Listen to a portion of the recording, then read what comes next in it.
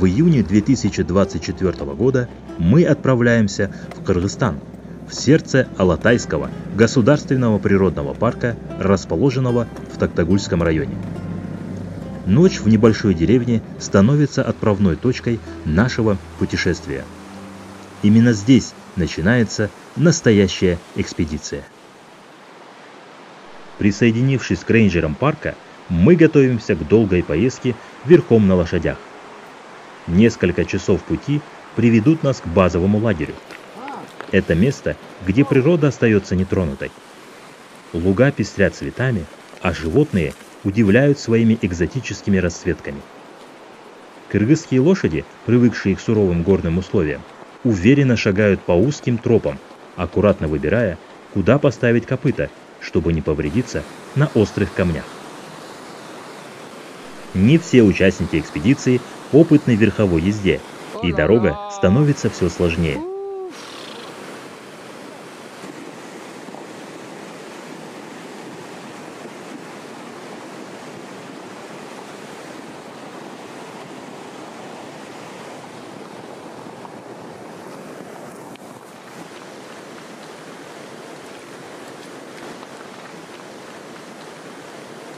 Узкая тропа неожиданно обрывается. Нам приходится прокладывать путь через густую растительность. Мысли уже устремляются к главной цели нашей экспедиции – уникальному символу этих мест – медведю с белыми когтями. Этот медведь, обитающий в горах Кыргызстана, до сих пор избегает людей. Он с опаской вспоминает времена, когда был объектом охоты. Удастся ли нам увидеть его? Мы понимаем, что даже в лучшем случае наблюдать за ним будет непросто. Прибыв в базовый лагерь, мы начинаем осмотр горных склонов.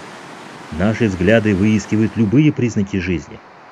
Вдали видны грациозные горные козлы, козероги, спускающиеся с высот к ночи.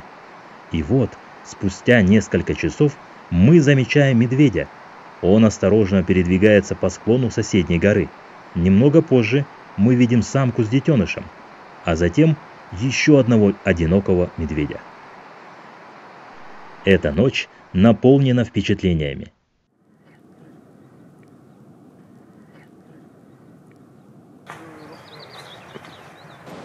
На следующий день мы вновь отправляемся верхом на лошадях, поднимаясь на высоту 2134 метра над уровнем моря.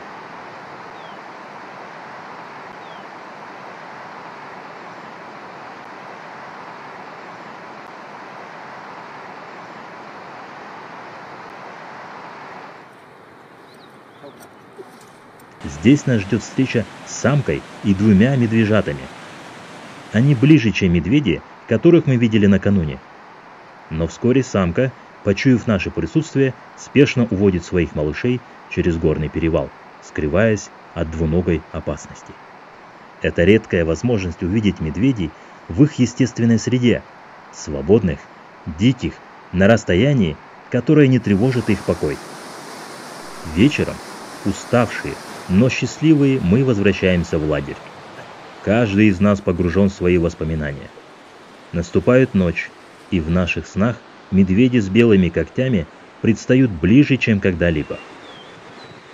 Рейнджеры рассказывают нам, что в августе медведей можно будет увидеть еще ближе. С приближением зимы они спускаются к низинам, где созревает малина. Эти несколько минут, проведенные в наблюдении, стоят целого путешествия. Белые когти, ставшие отличительной чертой этих животных, словно символ их силы и свободы, остаются в нашей памяти.